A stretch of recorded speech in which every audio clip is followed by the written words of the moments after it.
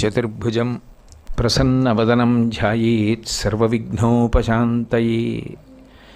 గురుర్బ్రహ్మా గురుర్విష్ణుః గురుర్దేవో మహేశ్వరః గురుః సాక్షాత్ పరం బ్రహ్మ తస్మై శ్రీగురవై నమః. వ్యాసాయ విష్ణురూపాయ వ్యాసరూపాయ విష్ణవే నమో వై బ్రహ్మనిధయే వాసిష్ఠాయ నమో నమః. కూజంతం రామ రామేతి మధురం మధురాక్షరం ఆరుహ్య కవితాశాఖాం వందే వాల్మీకికోకిలం. శృతిస్మృతిపురాణానాం ఆలయం కరుణాలయం నమామి భగవత్పాదశంకరం లోకశంకరం. వాగర్ధావివ సంపృక్తౌ వాగర్ధప్రతిపత్తయే జగతః పితరౌ వందే పార్వతీపరమేశ్వరౌ. సూక్తిం సమగ్రయతున స్వయమేవ లక్ష్మీః శ్రీరంగరాజమహిషీ మధురైకటాక్షైః. వైదగ్ధ్యవర్ణగుణగుంభనగౌరవైర్యాం ఖండూలకర్ణకుహరాः కవయోధయంతి. హైమోర్ధ్వపుండ్రమజహన్మకుటం సునాసం మందస్మితం మకరకుండలచారుగండం. బింబాధరం బహుళదీర్ఘకృపాకటాక్షం శ్రీవేంకటేశముఖమాత్మని సన్నిధత్తాం. విమలపటీ కమలకుటీ పుస్తకరుద్రాక్షసస్తహస్తపుటీ కామాక్షీ పక్ష్మలాక్షీ కలిత విపంచీ విభాసి వైరించి. హరి ఓం. పరమేశ్వర స్వరూపైన సభకి నమస్కారం. 18వ నామంలో శంకర భగవత్పాదుల్ని షణ్మతస్థాపనాచార్యాయ నమః అని కీర్తిస్తున్నారు. శంకరాచార్యుల వారి జీవితంలో ఎన్నో విజయాలు సాధించారు, ఎన్నో విషయాలను సాధించారు. వాటిల్లో చాలా చాలా గొప్ప వాటిలో ఒకటి ఈ షణ్మతములను స్థాపించడం అన్నది. అంతకు పూర్వం ఆరాధన వ్యవస్థ అంతా కూడా అయోమయంగా అయిపోయింది. అయిపోవడంతో పాటుగా తంత్రములన్నీ కూడా అయోమయావస్థను పొంది ఎటువంటి తంత్ర విధానములు అనుసరింపబడకూడదో అటువంటి తంత్ర విధానములకు విస్తృతమైనటువంటి ప్రచారం లభించింది. ఎందుకనంటే తంత్రములు అంటే ఆరాధనా విధానములు. ప్రతి దేవతాస్వరూపానికి కూడా తంత్రం ఉంటుంది. అట్లా ఉండేటటువంటి దాన్నే ఆగమము అని కూడా పిలుస్తూ ఉంటారు.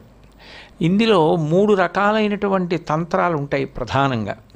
ఒకటి కౌలతంత్రము అంటారు, ఇది స్వతంత్ర తంత్రం. అట్లాగే మిశ్రమ తంత్రము అని ఒక తంత్రం, అది స్వతంత్రంగా ఉంటుంది. అంటే స్వతంత్రంగా ఉండడం అన్న మాటకు అర్థం ఏమిటంటే వేద ప్రమాణములకు కట్టుబడదు, వేద ప్రమాణానికి కట్టుపడకుండా ప్రవర్తిస్తుంది. ఇందులో స్వతంత్ర తంత్రం అసలు వేద ప్రమాణానికి దగ్గరకి కూడా రాకుండా ఉంటుంది. మిశ్రమతంత్రం కొంతవరకు వేద ప్రమాణానికి కలుస్తుంది, మిగిలినది స్వతంత్రంగా ఉంటుంది. సమయతంత్రం అని ఒక తంత్రం, అది కేవలముగా వేద ప్రమాణమును అనుసరించి ఉంటుంది. ఒకానొకప్పుడు ఆరాధనా విధానం అంతా ఎంత అయోమయంగా తయారైపోయింది అంటే కాపాలికులు చేసేటటువంటి పూజ, వామాచార పద్ధతిలో చేసేటటువంటి పూజ, అశ్లీలకరమైనటువంటి పూజలు, జుగుప్సాకరమైనటువంటి పూజలు, హింసా విధానంతో కూడుకున్న పూజలు విశేష ప్రచారాన్ని పొందినటువంటి స్థితి. అటువంటి స్థితిలో వేద ప్రమాణము అంగీకరించినటువంటి ఆరాధన విధానములు ఏ ఉంటాయో వాటికి పెద్దపీట వేసి అటువైపుకి పూజా విధానాన్నంతటినీ కూడా తిప్పినటువంటి మహానుభావులు శంకరాచార్యుల వారు. అది అంత తేలికైన విషయం కాదు. ఎందుకనంటే అట్లా ఆయన చేశారన్న అక్కసుతోటే వామాచారానికి సంబంధించిన ఒక వ్యక్తి శంకరాచార్యులు వారి తలే తీసేసుకోవడానికి సిద్ధపడ్డాడు. అంటే అంతంత కక్షలకి కూడా వెళ్ళిపోయేవి. అటువంటి రోజుల్లో వేద ప్రమాణం ప్రకారం జరిగేటటువంటి పూజ, సాత్వికమైనటువంటి పూజ, జుగుప్సలేనటువంటి పూజ, భక్తితో కూడిన సత్వగుణ ప్రధానమైనటువంటి పూజ, అటువంటి సమయాచార సంబంధమైనటువంటి పూజలకి పెద్దపీట వేసి అటువంటి తంత్రాన్ని శంకరాచార్యుల వారు విశేషమైనటువంటి ఆరాధన చేయించారు. అందున ఇందులో మళ్ళీ కొంతమంది ఏం చేశారంటే ఎవరో ఒక దేవతని పట్టుకొని ఆ దేవతయే అన్నిటికన్నా అధికము, అది కూడా శంకర విజయాలు మీరు పరిశీలిస్తే ఎంత విచిత్రమైనటువంటి రోజులంటే యమధర్మరాజు గారిని ఆరాధించిన వాళ్ళు కొంతమంది, కొంతమంది చిత్ర విచిత్రమైనటువంటి దేవతా స్వరూపాల్ని పూజ చేసిన వాళ్ళు కొంతమంది, అసలు ఇది తప్ప ఇంకొకటి లేదన్న వాళ్ళు కొంతమంది. ఇందులో ఎంతవరకు వెళ్ళిపోయింది అంటే, నేను ఒకప్పుడు ఒక మాట విన్నాను, అది ఎంత కఠినంగా ఉంటుంది అంటే వినడానికి, ఇదో ఒక ఆరాధనా విధానంలో ఒక భగవత్స్వరూపాన్ని దైవము అని నమ్మి ఆరాధన చేస్తున్నారనుకోండి, ఒకవేళ నిన్ను ఏనుగు తరుముకొచ్చేస్తే, నువ్వు తప్పుకోవడానికి మార్గం లేకపోతే, నువ్వు ఆ ఏనుగు కాళ్ళ కింద పడి మరణించు తప్ప అన్య దేవాలయంలోకి వెళ్ళవద్దు. అంటే అది అదే భగవత్స్వరూపం, అదే సనాతన ధర్మానికి చెందినదైనా కూడా, పోనీ ఎంత విచిత్రం అంటే అది సనాతన ధర్మానికి చెందిన దేవతా స్వరూపమే అయినప్పటికీ కూడా ఒకే పరమాత్మ ఇన్ని రూపాలుగా ప్రకాశిస్తున్నాడు అని చెప్పబడుతున్నప్పటికీ కూడా ఇందులోకి ఆరాధనా విధానంలోకి ఇమిడిన నువ్వు ఏనుగు తరువుకొస్తే ఏనుగు కాళ్ళ కింద పడి చచ్చిపో తప్ప ఇంకొక దేవాలయంలోకి మాత్రం నువ్వు వెళ్ళకు. అంటే అందులోకి వెళ్ళిపోతే ప్రాణం దక్కుతుంది అని అందులోకి మాత్రం వెళ్ళకు, అంతకన్నా ఏనుగు కాళ్ళ కింద పడి చచ్చిపో.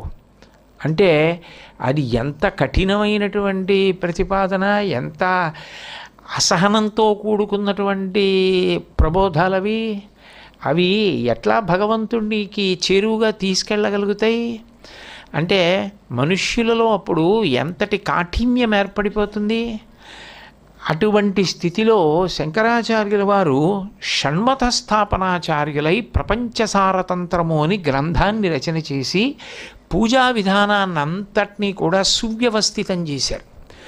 అది చేసినప్పుడు యావత్ భారతంలో ఇన్నిటిని ఒక దారిలోకి తీసుకొచ్చి పూజా విధానాన్ని అంతటినీ కూడా సమయాచారంలోకి తీసుకొచ్చి ప్రజల మధ్య అవగాహన ఏర్పాటు చేసి ఏ కారణం చేత కూడా ఎవ్వరూ సంయమనం కోల్పోకుండా అందరూ ప్రేమతో అన్ని దేవతా స్వరూపాల్ని ఒకటిగా ఆరాధించేటటువంటి విధానానికి శ్రీకారం చుట్టి అది వేదాంతర్గతము అని నిరూపించడము అంటే అది ఎంత గొప్ప విషయం. ఆ రోజుల్లో అట్లా ఆయన సాధించారు అంటే అది శంకరాచార్యుల వారికి కాబట్టి చెల్లింది. అటువంటి స్థితిలో ఆయన 6 మోక్షప్రదాతలు, ఈ 6 కూడా పూజ చేయవచ్చు అని ప్రతిపాదన చేశారు. ప్రతిపాదన చేయడం అంటే ఆయన స్వబుద్ధితో చేసినది కాదు, వేదమంత్రములను ఆధారం చేసుకొని ఆయన దీన్ని స్థాపించారు. స్థాపించినప్పుడు షణ్మతములు అంటే మతము అంటే నిజానికి అభిప్రాయము అని, షణ్మతములు 6 మీరు ఆరాధన చేయవచ్చు. అందులో గణాపత్యం అంటే విఘ్నేశ్వరుణ్ణి పూజ చేసిన ఆయన మోక్షప్రదాత అంటే చిట్ట చివరి స్థితి వరకు అనుగ్రహించగలడు. అట్లాగే సుబ్రహ్మణ్యుడు, అట్లాగే శివుడు శైవము, శాక్తేయము పరదేవతారాధన, వైష్ణవము విష్ణువారాధన, అట్లాగే ఇంకొకటి సూర్యుడు సౌరము. ఈ 6 ఎవరిని పూజ చేసినప్పటికీ కూడా నువ్వు చేరవలసినటువంటి అంతిమ స్థానం వరకు కూడా చేరగలవు. కాబట్టి ఈ 6 పూజ చేయవచ్చు. అయితే శంకరాచార్యుల వారి గొప్పతనం ఎక్కడుందంటే 6 పూజ చేయమని చెప్పారు. చెప్పి 6 మోక్షప్రదాతలే, వీళ్ళ గురించి తెలుసుకోవడం పరిశీలించడం ఇవన్నీ కూడా అంత అద్భుతమైన విషయాలే అని ప్రతిపాదన చేస్తూ ఆయన పూజ దగ్గరికి వచ్చేటప్పటికి పంచాయతన పూజా విధానాన్ని ప్రవేశపెట్టారు. పంచాయతనము అంటే 5 మూర్తులు ఉన్నటువంటి పూజ, 5 మూర్తులతో పూజని ఆయన వ్యవస్థీకృతం చేశారు. ఇందులో నీకు ఒకవేళ శివుడు ప్రధాన దేవత అయితే, నువ్వు శైవుడవైతే, శివుణ్ణి ఆరాధన చేసేవాడివైతే నువ్వు శివుణ్ణి ఆరాధన చెయ్యి. అప్పుడు శివుడు మధ్యలో ఉంటాడు, 4 వైపులా 9 ఉంటారు. ఏ ఏ స్థానముల యందు ఏ దిక్కున ఎవరు ఉండాలన్నది నిర్ణయం ఉంటుంది. ఆ నిర్ణయం ప్రకారం ఒకవైపు విఘ్నేశ్వరుడు ఉంటాడు, ఒకవైపున అంబిక ఉంటుంది, ఒకవైపున విష్ణు ఉంటారు, ఒకవైపున సూర్యనారాయణమూర్తి ఉంటారు. పూజ చేసేటప్పుడు మొట్టమొదట ఈ నలుగురికి పూజ చేయాలి. మొట్టమొదటి పువ్వు ఎవరికి అంటే వీళ్ళ నలుగురికి. వీళ్ళ అనుమతితో మధ్యలో ఉన్నటువంటి పరమశివారాధన అంటే అభేదం. వీళ్ళకి ఆయనకి భేదం లేదు. నిజానికి వీళ్ళ అర్చన చేయకుండా ఆయన తన అర్చనని అంగీకరించారు. అందుకని ముందు చుట్టూ ఉన్న నలుగురికి పూజ చేసి శివుడి దగ్గరికి వెళ్ళడం. వైష్ణవం అయితే విష్ణువు మధ్యలో ఉంటారు. అప్పుడు చుట్టూ ఉన్నటువంటి విఘ్నేశ్వరుడు, సుబ్రహ్మణ్యుడు, శివుడు, అంబిక ఈ నలుగురిని పూజ చేసి అప్పుడు మధ్యలో ఉన్నటువంటి విష్ణువుకి ఆరాధన చేయడం. అప్పుడు ఒకరి మీద ఒకరికి సంకుచితాభిప్రాయాలు కానీ, ఏదో ఇది గొప్ప అది గొప్ప అన్న దోషాలు కానీ, అటువంటి అభిప్రాయ భేదాలు కానీ ఏర్పడకుండా ఒక పరమాత్మ ఇన్ని రూపాలతో ప్రకాశిస్తున్నాడు అన్న విషయం అందేటట్టుగా చేశారు పూజలు. అసలు ఆ పూజ దగ్గరే అందరి మనసు ప్రశాంతంగా ఉండి అట్లా ఆరాధన చేయడం మొదలుపెట్టగానే ఇక దేవతల మధ్య కూడా భేదాభిప్రాయాలు చూసేటటువంటి స్థితికి వెళ్ళిపోతే ఇంకా అసలు ఉన్న భేదాభిప్రాయాలు ఎలా సమసిపోతాయి. అసలు ప్రశాంతత కావాలంటే భేదాభిప్రాయాలు తగ్గాలి. అసలు పూజలో దేవతామూర్తుల దగ్గరే భేదాభిప్రాయాలంటే ఇంకా శాంతి కలిగేది ఎట్లా?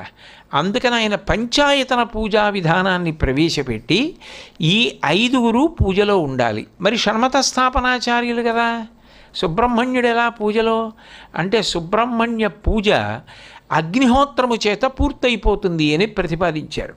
ఎందుకనంటే సుబ్రహ్మణ్యుడికి పావకి అని పేరు, అగ్ని సంభవుడు అని.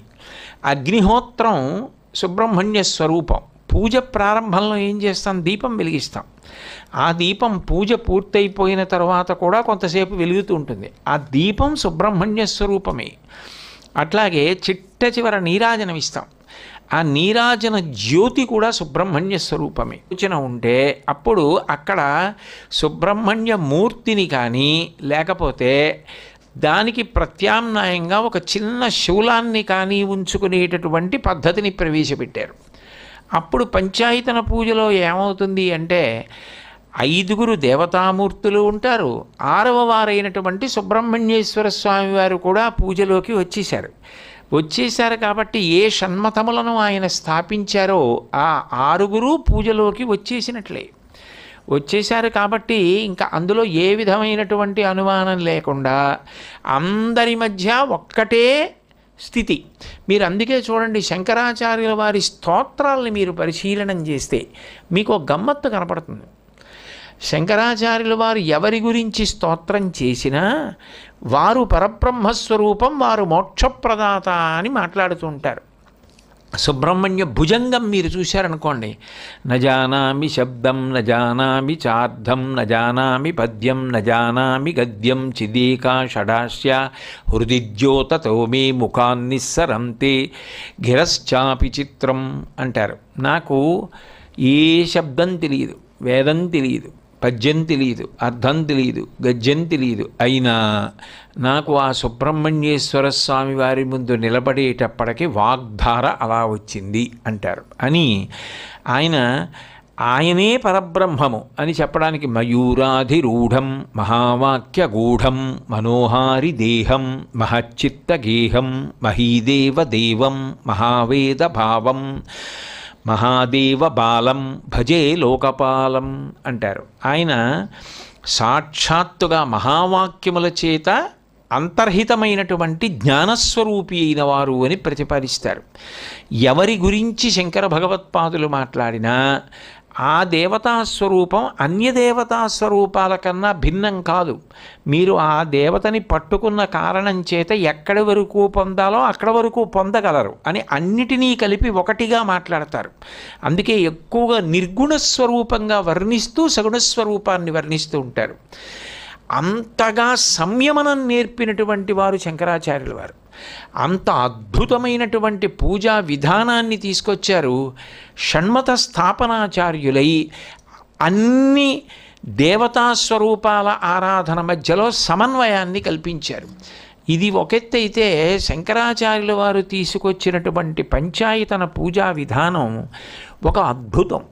ఎందుకని నేను ఈ మాట అంటున్నానంటే మీరు పంచాయతనాన్ని పళ్ళెంలో పెడితే ఒక రకంగా యావత్ భారతదేశాన్ని పళ్ళెంలోకి తీసుకొచ్చినట్లు అవుతుంది.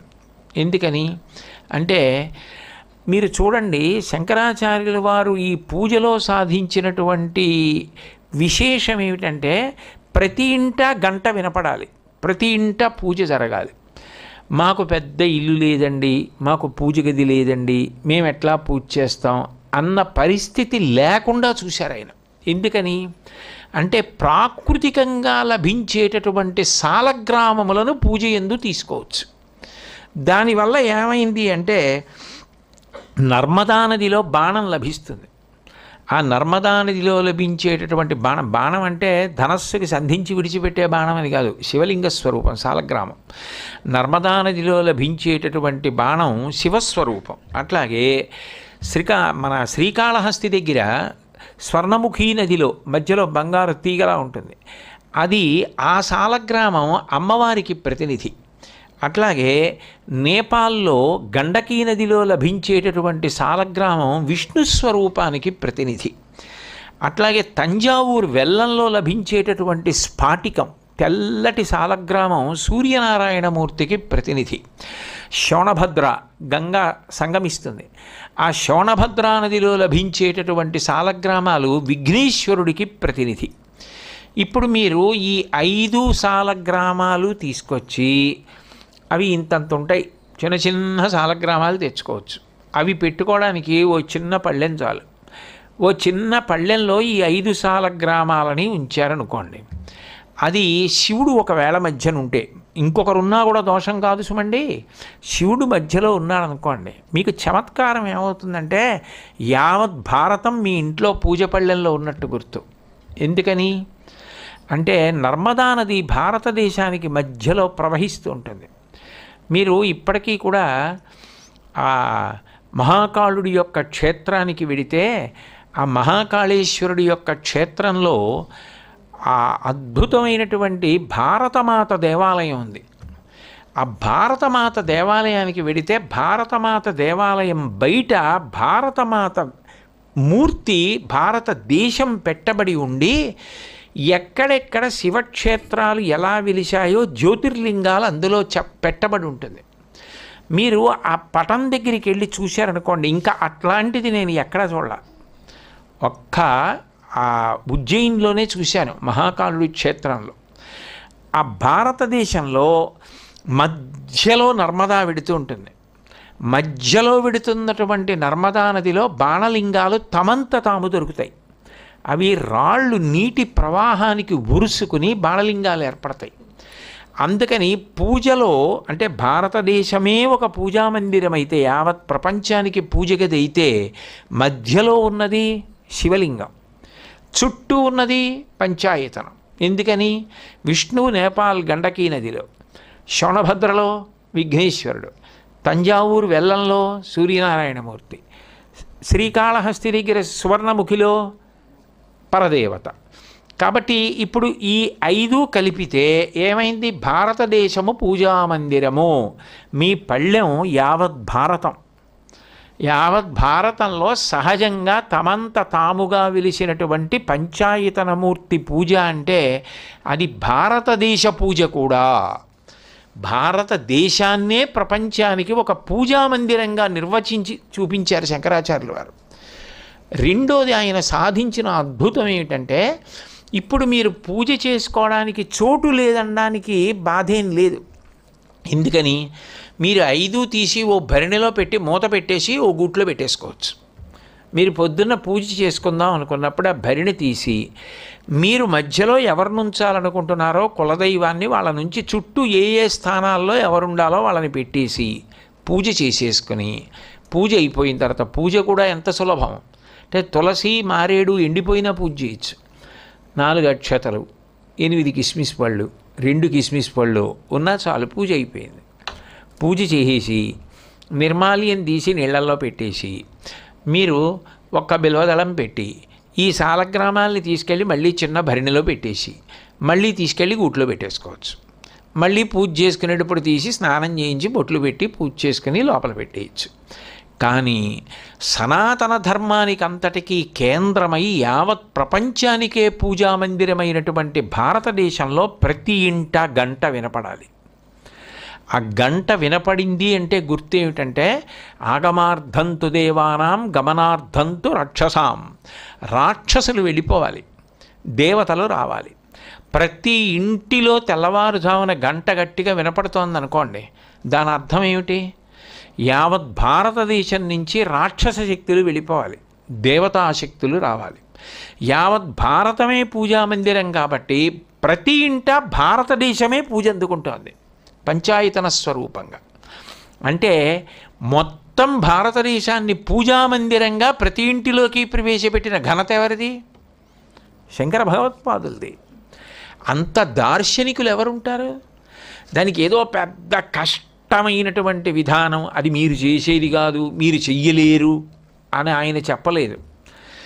అందరూ పూజ చేసుకోవచ్చు, అందరూ పూజ చెయ్యాలి. ఎందుకు పూజ చెయ్యాలి అంటే, పూజ చేయడం దేని కొరకు అంటే, ఎవరు నిజంగా మనసు పెట్టి పూజ చేస్తాడో ఆయన పూజింపబడతాడు, ఆయనకి పూజార్హత వస్తుంది. అదేమిటి? పూజ చేస్తే పూజార్హత రావడం ఏమిటి అంటే, పూజ చేయడం అంటే ఏమిటి? కృతజ్ఞత చెప్పడం. ఈశ్వర, మీరు మాకు కళ్ళు ఇచ్చారు, ఎన్నో చూస్తున్నాం, అందుకని దీపం పెడుతున్నాం. ఈశ్వర, మాకు ముక్కునిచ్చారు, ఎన్నో వాసనలు చూసి ఆనందిస్తున్నాం, అందుకని ధూపం వేస్తున్నాం. ఈశ్వర, మీరు మాకు చర్మాన్ని ఇచ్చారు, దానివల్ల స్పర్శ ముట్టుకుని ఆనందిస్తున్నాం, అందుకని ఆయనకి చందనాన్ని అనులేపనం చేస్తున్నాం కృతజ్ఞతగా.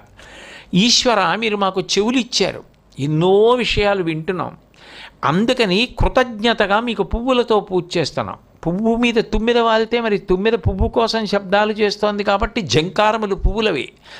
కాబట్టి పువ్వు దేనికి పూజ చేస్తున్నామంటే కృతజ్ఞతగా, చెవులు ఇచ్చినందుకు. నాలుక ఇచ్చాడు భగవంతుడు, దానివల్ల ఎన్ని రుచులు చూసి ఆనందిస్తున్నాం, దానికి కృతజ్ఞతగా మీకు నైవేద్యం పెడుతున్నాం. అందుకని పంచోపచారములు ప్రధానమయ్యాయి, పంచసంఖ్యోపచారిణి అని. ఇప్పుడు ఈ పంచోపచారములు అనేటటువంటివి చేసి భగవంతుడి పట్ల కృతజ్ఞత ఎవరు ఆవిష్కరిస్తున్నాడో వాడికి లోకంలో ఎవరు ఏ చిన్న ఉపకారం చేసినా మనసులో జ్ఞాపకం పెట్టుకోవడం, జ్ఞాపకం పెట్టుకొని ఎప్పుడూ వాడు పూర్వం చేసిన మంచిని ఆలోచించి చెడుని మరిచిపోతూ ఉండడం. దోషాన్ని దేనికి మన్నించగలడు అంటే చేసిన మంచిని కూడా మరిచిపోడు. మీరు ఒకటి బాగా జ్ఞాపకం పెట్టుకోండి, చేసిన మంచిని మరిచిపోయే లక్షణం ఉందనుకోండి, మీరు దోషాన్ని క్షమించలేరు. ఎవరూ దోషం చేయకుండా ఉండలేరు, ఎక్కడో అక్కడ ఎవరో ఒకటి దోషం చేస్తాడు, మీరు దోషం చేయగానే అది ఒకటే గుర్తుపెట్టుకున్నారనుకోండి, మీరు అతన్ని క్షమించలేరు. ఎందుకనంటే మీకు ఆ దోషమే గుర్తుంటుంది. కాదు, అతను చేసిన మంచి పనులు కూడా ఉన్నాయి అంటే మీరు ఆ దోషం దిద్దడానికి ప్రయత్నిస్తారు. ఈ దోషం లేకపోతే ఇంకా ఎంత అభిమానం సంపాదించుకుని ఉండేవాడు, ఇంకా ఎంత వృద్ధిలోకి వచ్చేవాడు. ఏమిటి బలహీనత ఇతనికి అని ఆ బలహీనతని దిద్దడానికి ప్రయత్నిస్తారు ప్రేమతో. అంటే మీకు మంచి గుర్తుంటే ప్రేమ మనసులో ఆర్ద్రత తడి అలా ఉంటుంది. అది ఉన్నప్పుడు ఏం చేస్తారంటే దూరంగా విసర్రు, దగ్గరగా ఉంచుకొని దోషాన్ని దిద్ది ప్రేమించి క్షమించి కలుపుకుంటారు. అది ఉపకార స్మరణము అంటారు. మంచిని గుర్తుపెట్టుకుని ఉన్నాడు, ఆయన మరిచిపోలేదు, ఆయన మరిచిపోడు. అలా మరిచిపోతే ఆయన కలుపుకోలేడు. ఆ మంచిని గుర్తుపెట్టుకున్నవాడు ఏం చేస్తాడంటే, ఒకప్పుడు చేశాడు లేవయా, మంచి కూడా చేస్తాడు కానీ ఏం చేస్తాం అంటుంటాడు. అంటే కృతజ్ఞత మంచిని గుర్తుపెట్టుకునే లక్షణంగా ఏర్పడుతుంది. భగవంతుడికి పూజ చేయడం అంటే రోజు కృతజ్ఞత చెప్తున్నారనుకోండి, మీకు కూడా ఎవరు ఏ ఉపకారం చేసినా గుర్తుపెట్టుకునే లక్షణం వస్తుంది. అప్పుడు మీకు అందరూ బంధువులే. అప్పుడు మీరు ఎంతమంది అభిమానాన్ని సంపాదించుకుంటారు? ఎవరు ఏ చిన్న ఉపకారం చేసినా గుర్తుపెట్టుకునే, అబ్బో ఒకప్పుడు చాలా ఉపకారం చేశారండి అంటూ ఉంటారు. ఆయనకి ఏమైనా చిన్నది చేస్తే అంత గుర్తుపెట్టుకుంటారండి అని అందరూ గౌరవిస్తారు. కాబట్టి పూజ చేసిన వాడికి ఏమొచ్చింది? పూజనీయుడయ్యాడు, గౌరవింపబడ్డాడు. అందుకని పూజ అన్నది జీవితంలో అలవాటై ఉండి తీరాలి. అది క్రమశిక్షణ, అది భగవంతుడి పట్ల ఆరాధన, అది ఆస్తిక్యానికి నిదర్శనం. వేదం చెప్పినటువంటి కర్మ దాన్ని విడిచిపెట్టడానికి వీల్లేదు. అది ఎవరికీ బరువు కావడానికి వీల్లేదు, ఎవరికీ దూరం కావడానికి వీల్లేదు. అందుకే శంకరాచార్యుల వారు దాన్ని అంత కిందకి తీసుకొచ్చారు. షణ్మత స్థాపనాచార్యులవడం దగ్గర ప్రారంభం చేసి యావత్ భారతాన్ని ప్రతి వాళ్ళ ఇంట్లోకి తీసుకొచ్చారు పూజామందిరంగా. తద్వారా ఏమైంది అంటే పూజ దేవతలకు చేస్తున్నాడు. పూజామందిరం ప్రపంచ పూజామందిరంలో ఉంది. నా పూజామందిరం ఎక్కడుంది అంటే ప్రపంచానికి పూజామందిరమైన భారతదేశంలో ఉంది. ఇటువంటి దేశంలో పుట్టడం నా అదృష్టం. నాకెలా అదృష్టమో వీళ్ళందరిది అలా అదృష్టం. వీళ్ళు పూర్వపుణ్యం లేని వాళ్ళు అయితే ఇక్కడెందుకు పుట్టారు ఈ దేశంలో? కాబట్టి ప్రేమ, అది జాతీయ సమైక్యతకు కారణమైంది. ఇప్పుడు ఏకకాలంలో శంకర భగవత్పాదులు ఎన్నిటిని సాధించారు? సంకుచిత దృష్టితో మాట్లాడారా? భేదభావాలు కల్పించారా? అక్కర్లేని సంకుచిత తత్వాన్ని, అక్కర్లేని విషయాల్ని ప్రబోధం చేశారా? అట్లా చేయలేదు శంకరాచార్యుల వారు. శంకరాచార్యుల వారు ప్రతివారు ఎదగాలి, ప్రతివారు ఎదగాలి, ప్రతివారు పూజ చెయ్యాలి. పూజ అన్నది కేవలం ఏదో యాంత్రికమైనటువంటి ఒక కర్మ కాకూడదు. అందరూ దేవతల మధ్య సమైక్యతాభావం మనసులో ప్రారంభమైతే మనుష్యుల మధ్య సమైక్యతాభావానికి దారి చూపిస్తుంది. లేకపోతే దేవతల మధ్య చూడలేని వాడికి మనుషుల మధ్య సమైక్యత చూసేటటువంటి అవకాశం ఎక్కడొస్తుంది? అసలు ఉండదు. ఎందుకనంటే దేవతల మధ్య భేదం చెప్పడం అసలు ఎలా సాధ్యం? శివుడు కేశవుడు అని రెండు, శివుడు వేరు విష్ణువు వేరు అని మీరు అన్నారనుకోండి, శివకేశవులు ఇద్దరు, అందుకని వాళ్ళిద్దరూ ఒకరికొకరు తటస్థపడితే ఒకరికన్నా గొప్ప ఒకరు తక్కువ. అసలు అలా శివకేశవులు ఏమిటి? ఒక విష్ణువు రెండుగా కనపడిన ఉన్నాయి. రామాయణం బాలకాండలో రాముడికి పరశురాముడు కనపడ్డాడు. అప్పుడు ఏమంటారు మీరు? తిరుమలలో వెంకటేశ్వర స్వామికి ఆదివరాహస్వామి కనపడ్డారు. అప్పుడు ఏమంటారు? ఒక విష్ణువు రెండు జ్యోతులుగా కనపడ్డారు. ఒక దీపం, ఒక ప్రమిదలో అన్ని దీపాలు వెలుగుతుంటే ఎంత అందంగా ఉంటుంది కంటికి చూడడానికి. ఒక పరమాత్మ లీలాతో అన్నిగా కనపడితే ఏమిటి అభ్యంతరం వచ్చింది? అక్కడ చూడగలిగితే ఇక్కడ అందరిలో దైవాన్ని చూడడం అలవాటు అవుతుంది. అసలు అక్కడే రానివాడు ఇక్కడే వస్తుంది సమైక్యత. అది ఎలా సమైక్యతను తీసుకొస్తుంది? ఎలా అందరిలో సమానత్వాన్ని చూడనిస్తుంది? కాబట్టి శంకర భగవత్పాదాచార్యుల వారి యొక్క దీర్ఘ దృష్టికోణం వేరు. వారు ఏకకాలమునందు ఇన్నిటిని సాధించారు. అందుకే ఆయన చేసిన సంస్కరణలు కానీ, ఆయన ప్రతిపాదించిన విషయాలు కానీ అట్లా నిలబడిపోయాయి అంతే శాశ్వతంగా.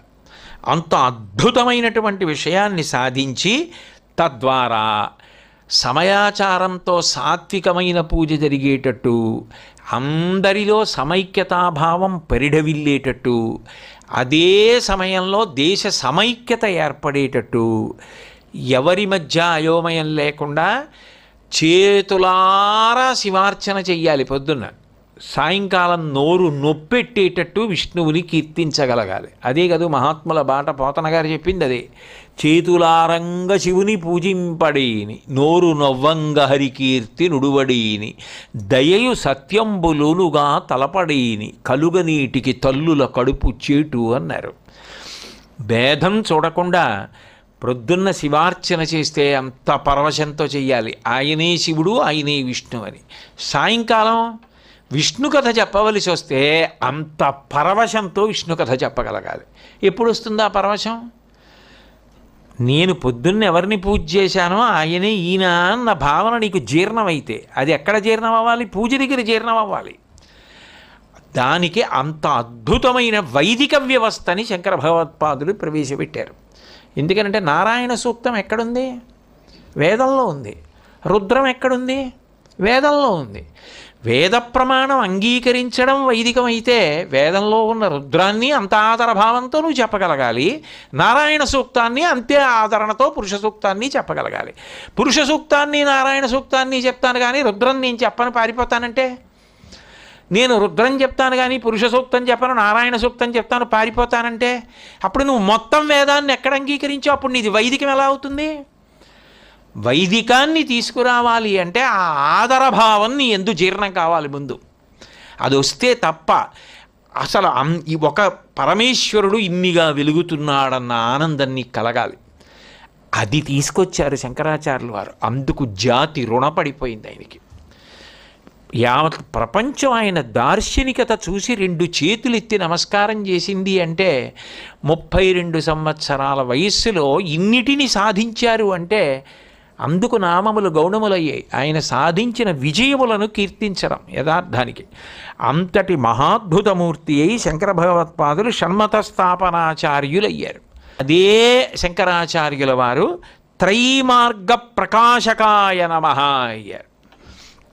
3 మార్గములు ప్రధానం చేశారు ఆయన. ఎందుకని? కర్మ చెయ్యకుండా అసలు ఎవరు ఉండలేరు. అసలు విశేషం ఏమిటంటే వేదం కూడా మొట్టమొదట కర్మకాండతో ప్రారంభం అవుతుంది. కర్మ చెప్తుంది వేదం కూడా, నువ్వు ఇది చెయ్యి, అది చెయ్యి, పూజ చెయ్యి. యజుర్వేదం ఏమిటి? అంత ఆరాధన.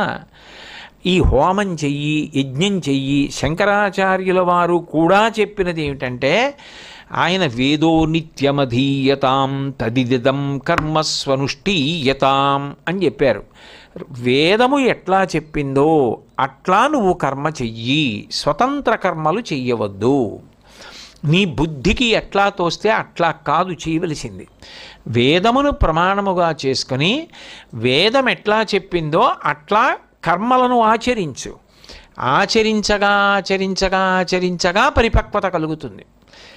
పువ్వు పుట్టగానే పండవదుగా, పువ్వు పిండి అవ్వాలి, పిందె కాయ అవ్వాలి, కాయ పక్వం కావాలి, తర్వాత పండు అవ్వాలి, పండు అయిన తర్వాత తొక్క రంగు మారిపోవాలి, లోపల గుజ్జు రసం అయిపోవాలి, పండు తనంత తాను ముచిక విడిచిపెట్టి కింద పడిపోవాలి. అప్పుడు దాన్ని పండు అంటారు. పిందెగా రాలిపోకూడదు, పండుగా రాలిపోవాలి. ఆయన పండిపోయారండి అంటారు. అలా పండిపోవడానికి 3 మార్గములను సువ్యవస్థితం చేశారు ఆయన. అవి కర్మ మార్గము, భక్తి మార్గము, జ్ఞాన మార్గము. ఇందులో అత్యంత ప్రధానమైన విషయం ఏమిటంటే మీరు ఏదైనా కర్మని ఆచరించేటప్పుడు వేదమును ప్రమాణముగా చేసుకుని ఉండాలి. భక్తిని చ్యుతి కాకుండా చూసుకుంటూ ఉండాలి. భక్తి అన్న మాటకు అర్థం ఏమిటి? భగవంతుడు ఉన్నాడు అని ఒక పూనిక. భగవంతుడు ఉన్నాడు అని నమ్మడం ఎట్లా? ఎవరు చూశారని భగవంతుడిని నమ్ముతారు? మా అమ్మగారి మీద నాకు భక్తిగా ఉండాలి అంటే ఎవరూ చెప్పక్కర్లేదు. నాకు జన్మనిచ్చింది కాబట్టి, పెంచి పెద్ద చేసింది కాబట్టి అమ్మ మీద భక్తి ఉంటుంది. మా నాన్నగారి మీద భక్తిగా ఉండమని నాకు ఎవరూ చెప్పక్కర్లేదు. నన్ను పెద్ద చేసిన వారు, నాకు సంస్కారం ఇచ్చిన వారు ఆయన కాబట్టి ఆయన మీద భక్తి ఉంటుంది. గురువుగారి మీద భక్తి ఉండాలని ఎవరు చెప్పక్కర్లేదు. ఆయన సంపాదించుకున్న గొప్ప ఆస్తి ఆయన జ్ఞానం. దాన్ని ఆయన వర్షం కురిసినప్పుడు బండరాయి పొలమని చూడకుండా వర్షం కురిసేసినట్టు విరజిమ్మేశారంతే తప్ప ఆయన ఏం దాచుకోలేదు. అటువంటి గురువు మీద భక్తి ఉండాలి అని చెప్తే అది హాస్యాస్పదం, చెప్పక్కర్లేదు. తనంత తానుగా భక్తి ఉంటుంది. దేశం మీద భక్తి ఉంటుంది. భగవంతుడి మీద భక్తి ఉండమంటే అసలు భగవంతుడిని చూసిన వాళ్ళు ఎవరు? ఆయన చేసిన ఉపకారం ఏం తెలుసు? భగవంతుడు ఎప్పుడైనా కనపడి నీకు ఉపకారం చేస్తున్నానని చెప్పాడా? మరి అటువంటప్పుడు ఎట్లా భగవద్భక్తి ఎందుకు కుదురుతుంది? అంటే అన్ని వేళలా మీకు ఉపకారం చేసిన వాళ్ళు మీకు కనపడాలని లేదు, కానీ మీ మీద అభిమానం, మీ మీద ప్రేమ ఉన్నవాళ్ళు మీకు కనపడకుండా చేసేవాళ్ళు ఉంటారు. ఇప్పుడు ఈ సమావేశ మందిరం ఉంది. ఈ సమావేశ మందిరంలో నేను వచ్చి కూర్చోవడానికి వీలుగా ఓ కుర్చీ, నేను ప్రసంగం చేయడానికి వీలుగా ఒక బల్ల, మీ అందరికీ వినపడడానికి వీలుగా ఇటువంటి పరికరాలతో వ్యవస్థ, ఇన్ని కుర్చీలు వేసి మీ అందరూ కూర్చోవడానికి ఏర్పాటు చేశారు అంటే ఇదంతా చేసిన వాళ్ళు ఎవరో ఉన్నారా? ఎవరూ లేకుండా కుర్చీలు తమంత తాముగా వచ్చి, ఈ బల్ల తనంత తానుగా వచ్చి సిద్ధపడదు కదా. అంటే ఈ చేసినది ఎవరు నాకు తెలియకపోవచ్చు, కానీ చేసిన వాళ్ళు మాత్రం ఉన్నారు. ఈ దండ ఇంత అందంగా, ఇంత ఒత్తుగా, ఇంత బాగా కట్టారు అంటే దండ కట్టేటప్పుడు ప్రతి 2 పువ్వులు కట్టేటప్పుడు ఇది ఆయన మెడలో వేస్తాం, ఆయనకు అందంగా ఉండాలి, చాలా బాగుండాలి అని ఎంత భక్తితో, ఎంత గౌరవంతో, ఎంత ప్రేమతో కడితే ఇంత అందమైన మాల వచ్చింది. ఇది ఎవరు కట్టారో నాకు తెలియకపోవచ్చు, కానీ ఎవరో కట్టారు. దీని వెనక భక్తి ఉంది. ఓ పువ్వు పూసింది, పువ్వు రేకులకి రంగు వేసిన వాడెవరు? జాజి పువ్వుకి అంత తెలుపు వేసిన వాడెవరు? గులాబీకి ఎరుపు వేసిన వాడెవరు? కనకాంబరంలో ఈ పూలన్నింటికి ఇంత అందంగా ఈ ఒకే రంగు వెలిసిపోకుండా ఒక్కలా ఇంత చిన్న చిన్న పువ్వులకి కాడ తెల్లగా ఉండేటట్టు పైన ఉన్న రేకులకి ఆ ఎరుపు రంగు వేసిన వాడెవరు? ఇంత చిన్న మల్లె పువ్వులో అంత సువాసన నిక్షేపించిన వాడెవరు? మామిడి పండు పండేట్టు చేసిన వాడెవరు? వసంత ఋతువులో మామిడి చెట్లు చిగర్చేట్టు చేసిన వాడెవరు? వసంత ఋతువులో నువ్వు పాట పాడాలని కోయిలకు ఎవరు చెప్పారు? ఇవన్నీ ఎవరు చేస్తున్నారు? భూమి ఎవరి శాసనానికి తిరుగుతోంది? సూర్యచంద్రులు ఎందుకు ఉదయిస్తున్నారు, ఎందుకు అస్తమిస్తున్నారు? కాలం ఎందుకు నడుస్తోంది? శరీరాల్లో మార్పు ఎందుకు వస్తోంది? ఎందుకు శరీరాలు పడిపోతున్నాయి? మళ్ళీ శరీరాలు ఎవరి వలన పుడుతున్నాయి? అంటే ఎవరో ఉన్నారు, ఎవరో లేకుండా జరగట్లేదు. ఎవరూ లేకపోతే ఇవన్నీ జరగవు. వాణ్ణి నువ్వు చూడకపోవచ్చు, చూసిన వాళ్ళు మాత్రం ఉన్నారు. చూసిన వాళ్ళు ఉన్నారు అనడానికి సాక్ష్యమే స్వయంభూ దేవాలయాలు, స్థల పురాణాలు. ఫలానా భక్తుడు ఇక్కడికి వచ్చి ప్రార్థన చేస్తే భగవంతుడు ఆయన కోరిక మేరకు ఇక్కడ ఇలా వెలిచాడని స్థల పురాణాలు ఉన్నాయి. ఉన్నప్పుడు కంటితో చూడలేదు అని కాదు, ఇన్ని చేస్తున్నవాడొకడు ఉన్నాడు అన్న నమ్మకంతో భగవంతుని యందు భక్తి. ఇప్పుడు ఏది చేస్తున్నా ముందు పూజామందిరం దగ్గర ధర్మాచరణమునకు ప్రాతిపదిక పడుతుంది. పూజామందిరం దగ్గర ఏమవుతుంది అంటే విత్తనం పడుతుంది. ముందు తెల్లవారుజామున పూజ చేయండి అంటారు. తెల్లవారుజామున ఏం చేస్తారు? నిద్రలేస్తారు. నిద్రలేచి ఇక మీ పనిలోకి మీరు వెళ్ళడం మొదలు పెడతారు. మీ పనిలోకి మీరు వెళ్ళడం మొదలుపెట్టినప్పుడు పూజ మొదలు పెడతారు. పూజలో మీరేమంటున్నారు? నేను ఇందాక మీతో చెప్పా, ఈశ్వరా నువ్వు నాకు కళ్ళు ఇచ్చావు, అందుకని నీకు దీపం పెడుతున్నాను, కృతజ్ఞత. కన్ను నువ్వు పెట్టుకోలేదు కదా, అప్పుడు కన్ను నువ్వు తెచ్చుకోలేదు. మీ అమ్మగారు కూడా నీకు కళ్ళు ఏర్పాటు చేశారని చెప్పడం సాధ్యం కాదు. ఆవిడ కూడా ఎప్పుడు కనుగుడ్లు తయారు చేయించి లోపల ఉన్న పిండానికి పెట్టలేదు. కనురెప్పని ఎవరూ పెట్టలేదు. శరీరంలో వెంట్రుకలు పెరగచ్చు, కనురెప్పకున్న వెంట్రుకలు పెరిగితే కనురెప్ప ఎత్తగలరా బరువుకి?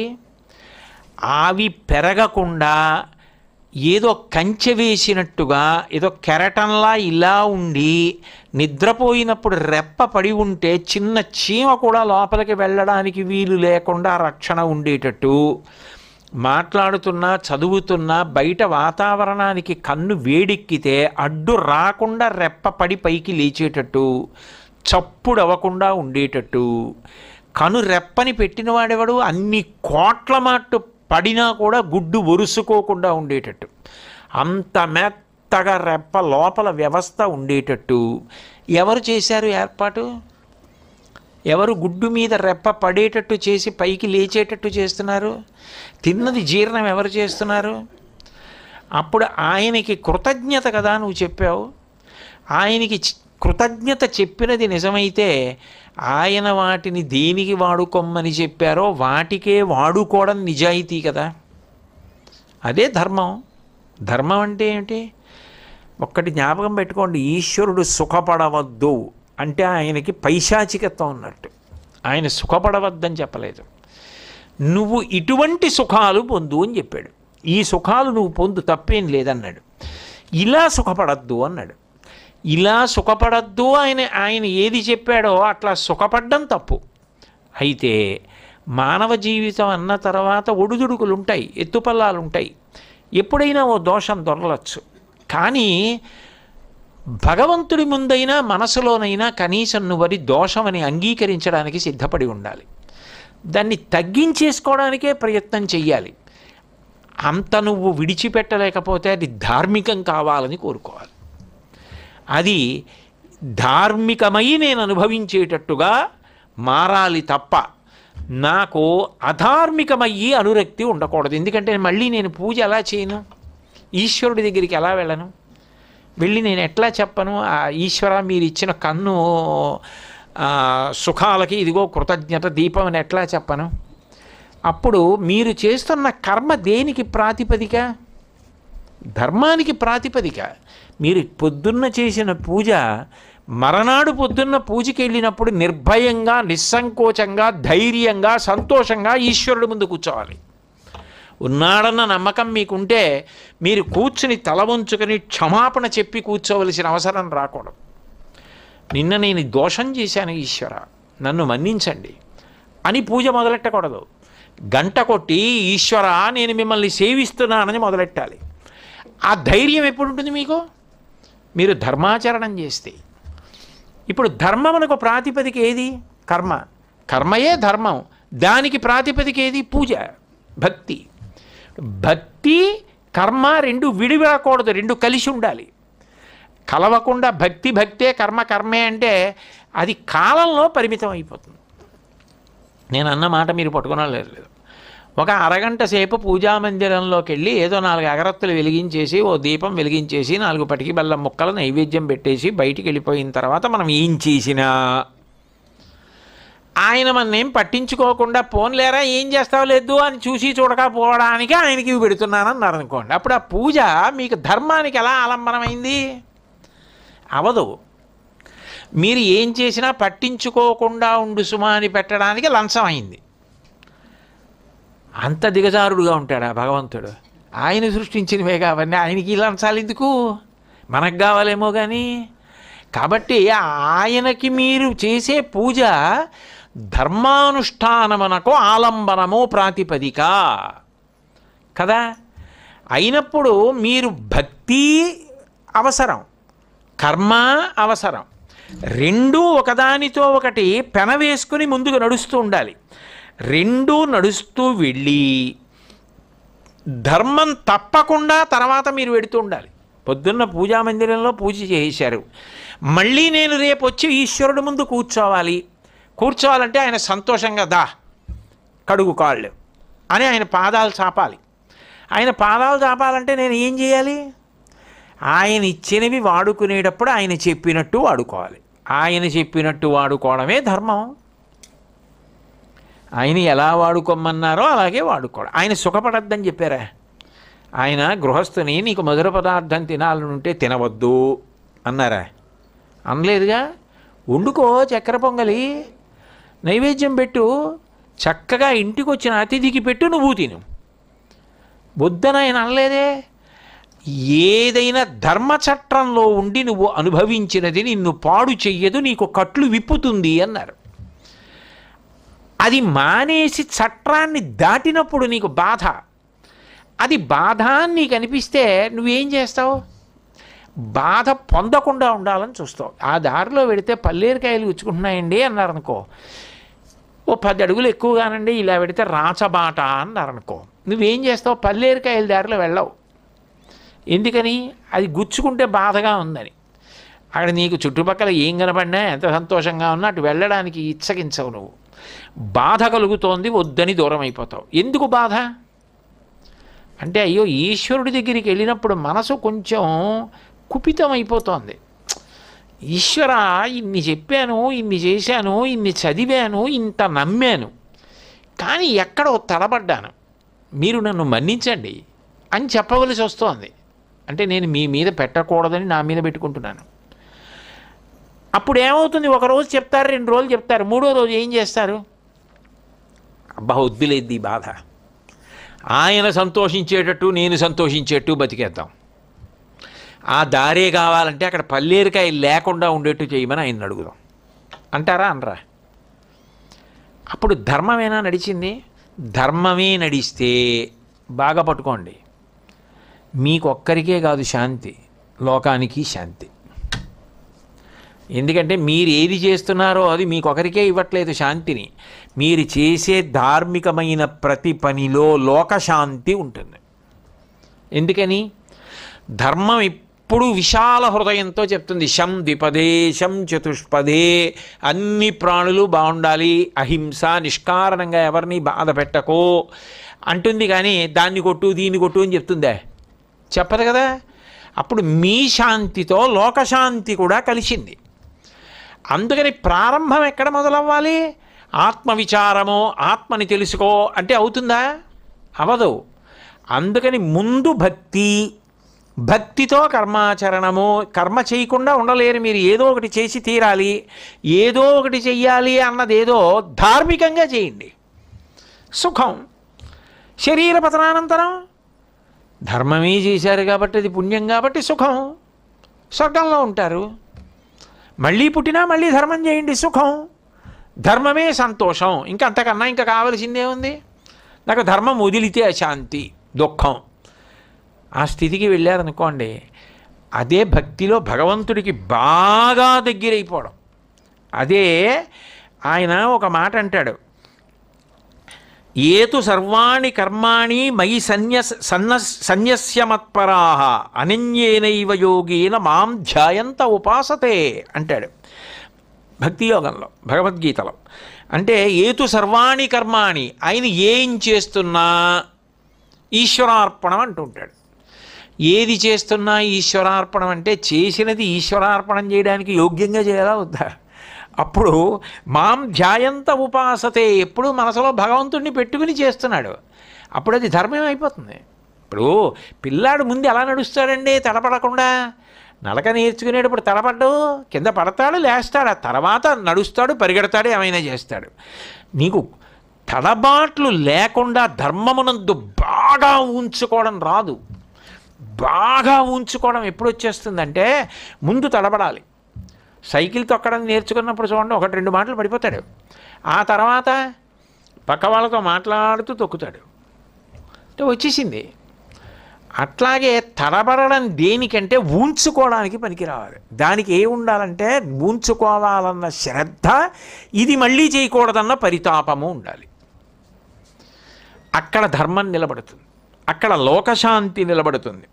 కాబట్టి అట్లా శంకర భగవత్పాదులు చేసినటువంటి అద్భుతమైన విషయం ఏమిటంటే, ఆయన జ్ఞాన మార్గాన్ని బోధించినా, అబ్బాయి ఆత్మని తెలుసుకోవడం ప్రధానం, నువ్వు జ్ఞానము చేత ఆత్మను తెలుసుకోవాలి, జగన్ మిథ్య అని చెప్పినా ఇదొక్కటి తెలిసేసుకోనా ఆయన చెప్పలా. భక్తి మార్గాన్ని, కర్మ మార్గాన్ని కూడా సువ్యవస్థితం చేశారు. లేకపోతే ఇన్ని స్తోత్రాలు ఎందుకు ఇస్తారు? భక్తి గురించి అన్ని శ్లోకాలు ఎందుకు చేశారు? అంత అద్భుతమైన వర్ణనలు ఎందుకు చేశారు? అంటే భక్తి మార్గాన్ని సువ్యవస్థితం చేశారు, కర్మ మార్గాన్ని సువ్యవస్థితం చేశారు. వేదో నిత్యమధీయతాం తదుదితం కర్మస్వనుష్ఠీయతాం, వేదం చెప్పినట్టు కర్మ చేయమన్నారు. వేదం ఎట్లా చెప్పిందో అట్లా కర్మలు చేసుకుంటూ వెళ్ళిపోవడం, ఇంకా అట్లా సుఖాలు అనుభవిస్తూ ధర్మం ఒకటి పాటిస్తూ కర్మ చేస్తూ ఉండిపోవడానికి కాదు. ఒక స్థితికి వెళ్ళేటప్పటికీ ఏ స్థితిని పట్టుకోవాలి అంటే, యస్య సర్వే సమారంభాః కామసంకల్పవర్జితాః జ్ఞానాగ్ని దగ్ధకర్మాణం తమాహు పండితం బుధాః. ఒక స్థితికి వెళ్ళిన తరువాత ఇది నాకు సుఖము కొరకు కాదు, మరి ఎందుకు చేస్తావు ధర్మాచరణం? నాకు అది అలవాటు, ధర్మాచరణము తప్ప నేను వేరొకటి చెయ్యను. ధర్మం అంటే పుణ్యము, ఈశ్వరుడు చెప్పింది చేసుకుంటూ పోవడం. ఇప్పుడు దేనికండి దానివల్ల? ఆ పుణ్యం నాకు అక్కర్లేదు, మరి అప్పుడు దేనికి ఉపయోగపడుతుంది అది? నాకు దీనివల్ల పుణ్యమును నేను అపేక్షించట్లేదు, ఈశ్వరుడు సంతోషించాలి, ఆయన చెప్పినట్లు నేను బ్రతుకుతున్నానని ఆయన సంతోషిస్తే చాలు, అందుకు చేస్తున్నాను అన్నవాడికి చిత్తశుద్ధినిస్తాడు. మీకు బాగా అర్థం అవ్వాలంటే నేను ఒక ఉపమానం చెప్తే మీకు అర్థమవుతుంది. నేను మీకు కొంత చింతపండు, కొంత ఉప్పు, కొన్ని మిరపకాయలు, కొన్ని నీళ్లు ఇచ్చి మీరు ఎలా వాడుకుందామంటే అలా వాడుకోండి అన్నాను. మీరు దాంతో చారు పెట్టుకున్నారు, పెట్టుకుని చారు తాగారు, మంచిదే, చారు తాగితే ఒంటికి బలంగా ఉంటుంది, జీర్ణం అవుతుంది. అది పుణ్యం చేసి ఫలితం అడగడం లాంటిది. ఈ చింతపండు వీటితోటి మీరు పెట్టుకున్న చారు పుణ్యం, అది తాగితే జీర్ణం అవుతుంది. ఒక ఆయన ఏం చేశాడంటే, ఇవన్నీ నాకొద్దు, నాకు ఈ చారు వద్దు, తాగడం వద్దు అన్నాడు. ఈ చింతపండు, ఈ మిరపకాయలు, ఈ ఉప్పు పెట్టి పాత్రని తోమాడు. పాత్రకి తనంత తానుగా మెరుపు ఉంది, కానీ దాని మీద మకిలి పట్టింది, అందుకని ఆ మెరుపు కనపడడం తగ్గిపోయింది. ఇప్పుడు ఇది పెట్టి తోమితే ఏమైందంటే మకిలి వదిలేసింది, కొత్తగా తేలేదు ప్రకాశం, ప్రకాశానికి అడ్డొచ్చినటువంటి మకిలి తొలగిపోయింది. ఇప్పటి వరకు ఆత్మ సంబంధమైన జ్ఞానమును పొందడానికి నీకు ఏ అవిద్య అడ్డొస్తోందో అది తొలగిపోయింది. ఎందుకని? ఇప్పుడు ఆయన ఫలితం అడగల, ఫలితం అడగకుండా కేవలం భగవత్ప్రీతి కొరకు అని చేస్తున్నాడు, కర్మలు ఉత్తమ కర్మలే చేస్తున్నాడు. అప్పుడు ఈశ్వరుడు ఏం చేస్తాడంటే ఒక రోజున చిత్తశుద్ధిని ఇస్తాడు. ఆ చిత్తశుద్ధికి పాత్రత అని పేరు. అప్పుడు జ్ఞానాన్ని అనుగ్రహిస్తాడు. ఆయన జ్ఞానం అనుగ్రహించగానే జగన్మిథ్య బ్రహ్మ సత్యం, తాడు పావులా కనపడుతోంది తప్ప దీపం తీసుకొస్తే అక్కడ పావు లేదు తాడు అని సత్యం తెలిసిపోయింది. ఇప్పుడు జ్ఞానము చేత జగత్ అంతరించింది, బ్రహ్మం ఒక్కటే ఉన్నది. ఒకే బ్రహ్మము అనుభూతిలోకి వచ్చింది. అక్కడతో ఇంకా జనన మరణ చక్రము నుండి పూర్తిగా విడుదలైపోయాడు. అంటే ఎంత జాగ్రత్తగా ఎక్కించారు, ఒక దాంట్లోకి చెయ్యి పట్టుకుని ఎంత అందంగా నడిపించాలో అంత అందంగా నడిపించి తీసుకెళ్ళారు శంకరాచార్యులు వారు. తీసుకెళ్ళి 3 మార్గములను సువ్యవస్థితం చేశారు. అందుకే ఆయన జ్ఞాన మార్గావలంబకులు, ఎప్పుడూ ఆత్మ గురించి మాట్లాడతారు. ఆయన భక్తిని విడిచిపెట్టల, వేదం గురించి ఎప్పుడూ విడిచిపెట్టల, వైదికమైన కర్మల గురించి మాట్లాడడం మానలా, వైదిక కర్మల్ని ప్రోత్సహించకుండా లేరు. అదే సమయంలో చిట్ట చివరి స్థితి మాత్రం జ్ఞానము. అదే గీతాచార్యుడు కూడా అంటాడు. గీత చెప్పేది, శంకరాచార్యులు వారు చెప్పేది చట్టాపట్టాలు వేసుకుని నడిచినట్టు కనపడతాయి. అందుకే యస్య సర్వే సమారంభాః కామసంకల్పవర్జితాః, ఆయనకి ఏ కోరిక లేదు. ఏ కోరిక లేదంటే ఆయనకి ఏదో భార్య బాగుండాలి, కొడుకులు బాగుండాలి, కోడలు బాగుండాలి, మనవలు బాగుండాలి, నా శరీరం బాగుండాలి, నాకు పుణ్యం రావాలి, నే స్వర్గలోకానికి వెళ్ళాలి, ఇవేం లేవు. ఆయనకి ఏం కోరిక ఉంది? ఈశ్వరుడు సంతోషించాలి. ఏ పని చేసినా ఆయన సంతోషించాలి, ఆయన సంతోషించాలి, ఆయన సంతోషించాలి అని చేస్తున్నాడు. అవి అలా చేయగా దానికి ఇంకా మరి పుణ్యం కాదుగా, ఆయన చేస్తున్నది నాకు ఫలితం ఇమ్మని కాదుగా. అప్పుడు అవి ఏమవ్వాలి అంటే చింతపండు, మిరపకాయలు, ఉప్పు పాత్రం తోమితే మిరుగు వచ్చినట్టు పాత్రత భగవంతుడు ఇస్తాడు. అప్పుడు జ్ఞానం ఇస్తాడు. ఆ జ్ఞానము కలగగానే సంచితము దగ్ధమైపోయింది. ఆయన చేస్తున్న కర్మ ఆయనని బంధించదు. ఎందుకంటే అది జ్ఞానాగ్ని దగ్ధ కర్మాణం, దానికి ఫలితం ఉండదు ఇక జ్ఞానమును పొందిన తరువాత. ఇప్పుడు పేరంటాలు అవుతుంటాయి అక్కడక్కడ, ఈ శ్రావణ మాసంలోనూ అప్పుడును. ఆ పేరంటాలు చేసినప్పుడు సాయంకాలం వెడితే ఆ పేరంటానికి ఏదో కాళ్ళకి పసుపు రాసి బొట్టు పెట్టి శనగలు ఇస్తారు, నానబెట్టిన శనగలు. ఆ శనగలు తీసుకొచ్చి ఇంట్లో పెట్టారనుకోండి, అందులోంచి మొలకలు వస్తాయి. మొలకలు వచ్చినవి చక్కగా మీరు ఏ మట్టిలోనో వేశారనుకోండి మొక్కలు వస్తాయి. అవి మీరు కొంచెం తడిగా ఉన్నాయి పాడైపోతాయేమోనని ఓసారి మూకుట్లో బాగా వేయించేసి అక్కడ పెట్టారనుకోండి, ఇక రావు. అగ్ని తగిలితే రావి, అంకురం రాదు. జ్ఞానమన్న అగ్నిహోత్రము తగిలిన తర్వాత ఇక మళ్ళీ అంకురము అంటే కర్మకి ఫలితాలు ఉండవు. కాబట్టి కొత్తగా ఏర్పడేది లేదు, ఉన్నది దగ్ధమైపోయింది. అప్పుడు ఇంక ఏది అనుభవించడానికి శరీరం? ఇక శరీరం అక్కర్లేదు. అప్పుడు మోక్షం. ఆయన పండితుడు అన్నారు. పండితుడు అంటే పండాహ, జ్ఞానమును పొందాడు. కాబట్టి కర్మను విడిచిపెట్టేయడానికి లేదు.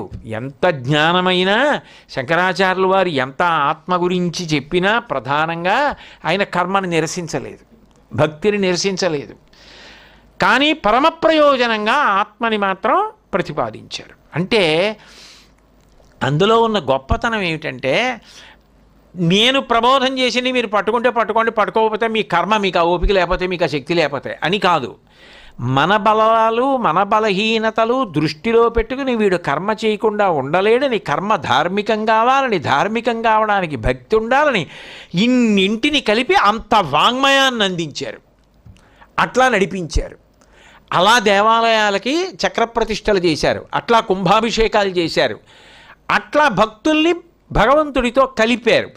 కలిపి వైదిక మార్గాన్ని సువ్యవస్థితం చేశారు. అసలు 32 ఏళ్లలో ఇవన్నీ ఎవరు చేస్తారు? ఇలా ఎవరికి సాధ్యం అవుతుంది? అది శంకరాచార్యుల వారికి మాత్రమే చెల్లింది. కాబట్టి ఆయన గురించి కీర్తించేటప్పుడు ఆయనని త్రైమార్గ ప్రకాశకాయ నమః, 3 మార్గములైనటువంటి భక్తి, కర్మ, జ్ఞానము మూడిటిని ప్రకాశింపచేసినటువంటి మహాపురుషులు అని కీర్తించారు. మంగళాశాసనపరై మదాచార్య పురోగమై సర్వైశ్చ పూర్వైరాచార్యై సత్కృతాయాస్తు మంగళం. మంగళం కోసలేంద్రాయ మహనీయ గుణాత్మనే చక్రవర్తి తనూజాయ సర్వభౌమాయ మంగళం. ఉమాకాంతాయ కాంతాయ కామితార్థప్రదాయినే శ్రీగిరీశాయ దేవాయ మలినాథాయ మంగళం. సర్వం శ్రీ ఉమామహేశ్వర పరబ్రహ్మార్పణమస్తు. స్వస్తి.